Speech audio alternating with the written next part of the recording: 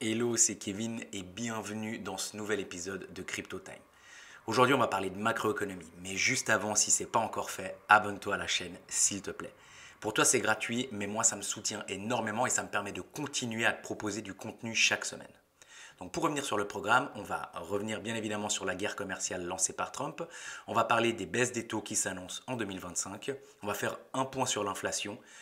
On va aller sur le X de Fire Invest et on va regarder ensemble quelques graphiques essentiels, notamment le Fear and Greed Index, le VIX Index, et on va aller voir le S&P 500, le Nasdaq et bien sûr le Bitcoin.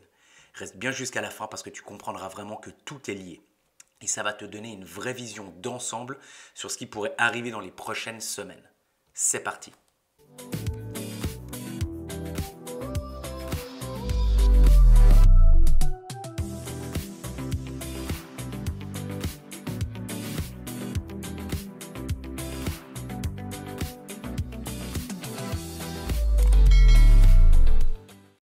On attaque direct ce Crypto Time en tapant en plein dans le vif du sujet, les tarifs imposés par Trump à quasiment tous les autres pays du monde. Donc Trump, il est revenu au pouvoir le 20 ou le 21 janvier, maintenant je ne sais plus exactement. Et comme d'habitude, lui, il veut une économie en feu, il veut une bourse qui flambe et surtout des taux d'intérêt plus bas. Mais Powell, il résiste encore. Donc ce que Trump, il a fait tout simplement, c'est que pour avoir justement cette baisse des taux de la Fed, et que l'économie tourne à fond, une bourse qui monte et que les crédits ils soient faciles, et bien justement, il a besoin forcément pour que tout ça fonctionne bien, que la Fed, elle baisse ses taux.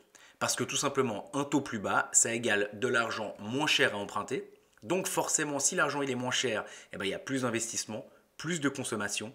Forcément, en lien avec ça, l'économie, elle va être dopée. Les marchés financiers, ils vont exploser. Et ça, c'est vraiment ce que Trump, il adore. Mais pour le moment, Powell, il tient sa ligne. Il refuse de baisser les taux tant que l'économie, elle est encore solide. Ce qui pour l'instant, ou ce qui a encore quelques semaines, était le cas. Et donc, puisque la Fed, elle ne veut pas agir, eh ben Trump, il crée les conditions nécessaires pour qu'elle ait plus le choix. Il commence à mettre en place des tarifs douaniers sur les produits chinois, européens, un peu partout, on les a vus sur tous les produits du monde. Et de ce fait-là, l'économie mondiale et le commerce mondial, il va forcément ralentir. Mais il va ralentir volontairement. Là, Trump, il est en train de tenir les ficelles de ce ralentissement. Pardon, je perds un peu ma voix. Donc le résultat, c'est tout simplement que les entreprises, elles commencent à s'inquiéter, que le commerce, il commence clairement à ralentir, et que l'économie mondiale, elle souffre. Et donc l'économie américaine, elle aussi, elle ralentit. Trump, il crée une forme de chaos économique, mais selon moi, parfaitement contrôlé. Et donc, si Trump il sait que l'économie ralentit à cause des tarifs, la Fed elle sera obligée d'agir pour éviter une récession, ce qui est logique. Et sa seule arme rapide pour éviter une récession, c'est de baisser les taux d'intérêt. Donc, en résumé, pour faire simple, Trump y crée volontairement un ralentissement pour forcer Powell à baisser les taux. Donc, c'est une pression indirecte, mais selon moi, de nouveau, d'une redoutable efficacité. Et on voit déjà les premiers signaux. Truflation, pour le moment, elle indique 1,30 d'inflation réelle contre 2,8 selon la BLS. Et si l'inflation réelle elle est aussi faible, eh ben la Fed elle peut clairement commencer à pivoter parce qu'elle a beaucoup de marge. Et donc si Trump il obtient ce qu'il veut, eh ben les taux ils vont clairement baisser. Et qui dit taux plus bas dit retour de la liquidité, marché traditionnel qui reprennent et surtout marché crypto aussi qui s'envole. Donc pour conclure un petit peu tout ça, Trump il joue avec l'économie comme un stratège. Il crée du chaos pour ensuite offrir la solution. Et dans ce jeu, les investisseurs qui sont attentifs, surtout dans la crypto, eh ben, ils ont une vraie carte à jouer. Okay, donc il va vraiment falloir qu'on reste concentré et focus sur ce qui va se passer ces prochaines semaines. Mais c'est clair que moi le premier, quand on regarde le portefeuille, on voit que ça saigne.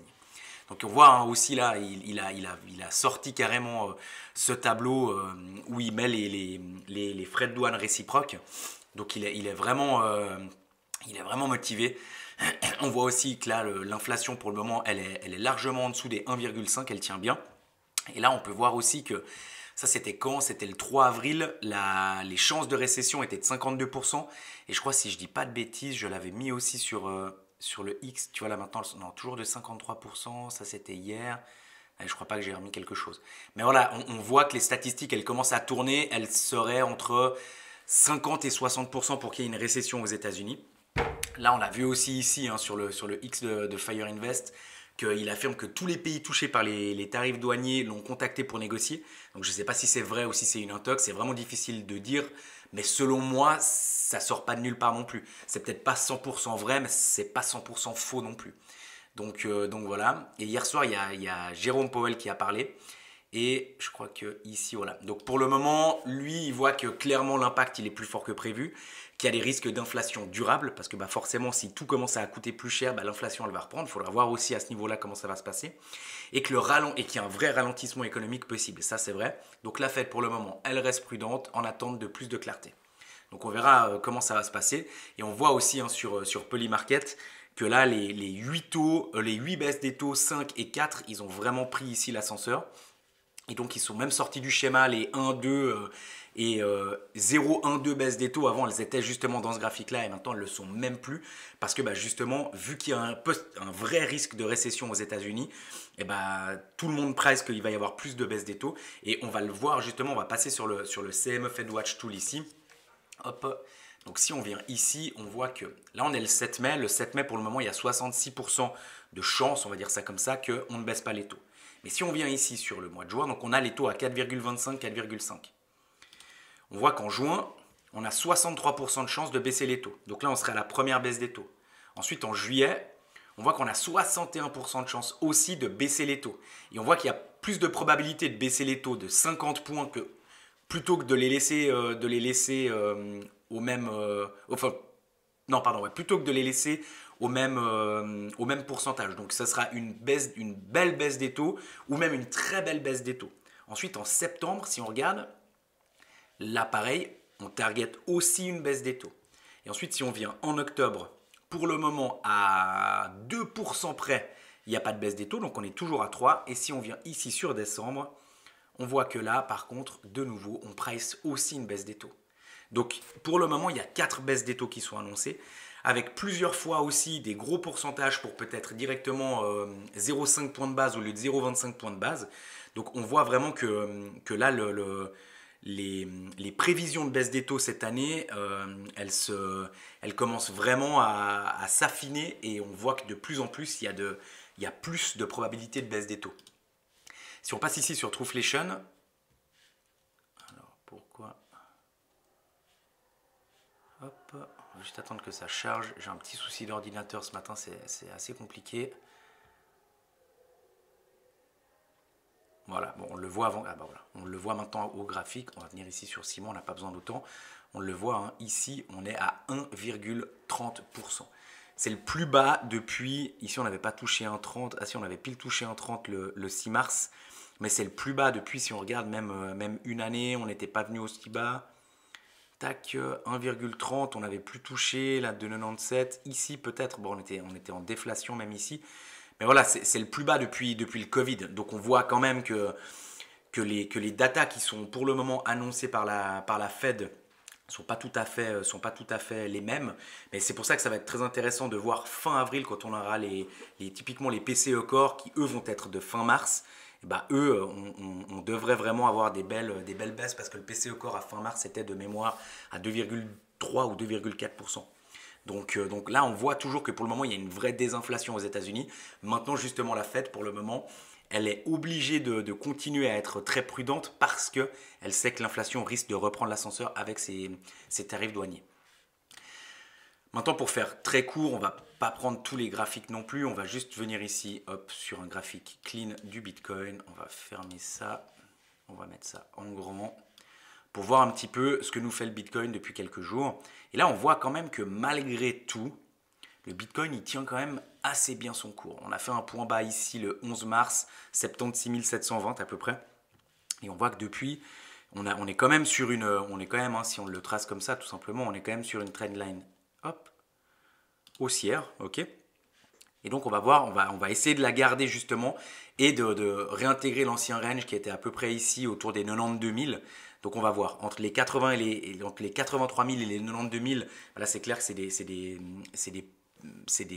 targets de prix assez importantes parce que si on passe ici et sur le Nasdaq qui lui, mais alors s'est complètement écroulé hier, et sur le S&P 500 qui nous a fait la même perf que le Nasdaq. pour le moment, on voit clairement que Bitcoin est décorrélé de ces deux actifs-là.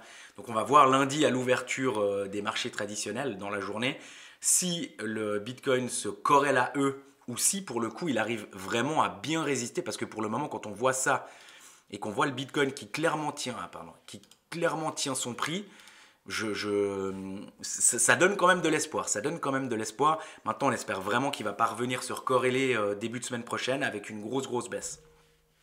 Et puis juste quand même, si on vient ici sur le VIX Index, ça indique, c'est un indicateur un petit peu de peur sur les marchés.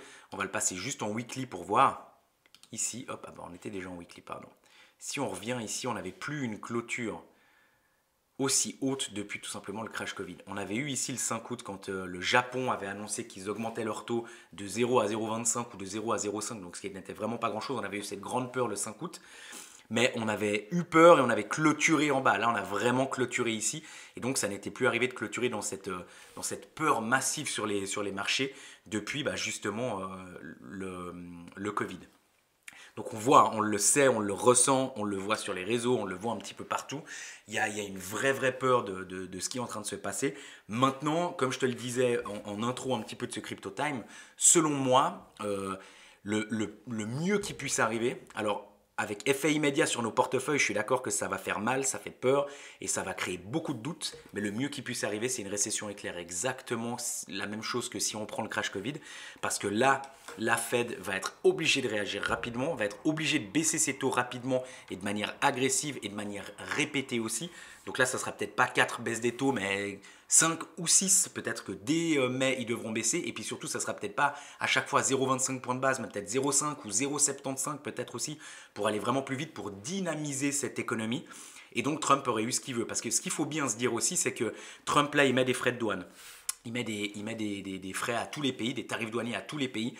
Mais si tout d'un coup, il a ce qu'il veut aux États-Unis, et puis que l'économie se relance et tout ça, il lui suffit, avec certains pays, d'un seul coup de fil pour dire « Ok, je t'avais taxé à 40%, toi tu m'as taxé à 37%, t'es d'accord, on descend les deux de 25% en fonction du pays. » Peut-être que la Chine, ils diront non, là, enfin voilà, une vraie guerre d'ego et une vraie guerre commerciale qui peut rentrer, mais les 90% des pays qui recevront ce coup de fil de Trump, ils diront d'accord, d'un commun accord, on baisse chacun de 20-25% nos frais douaniers.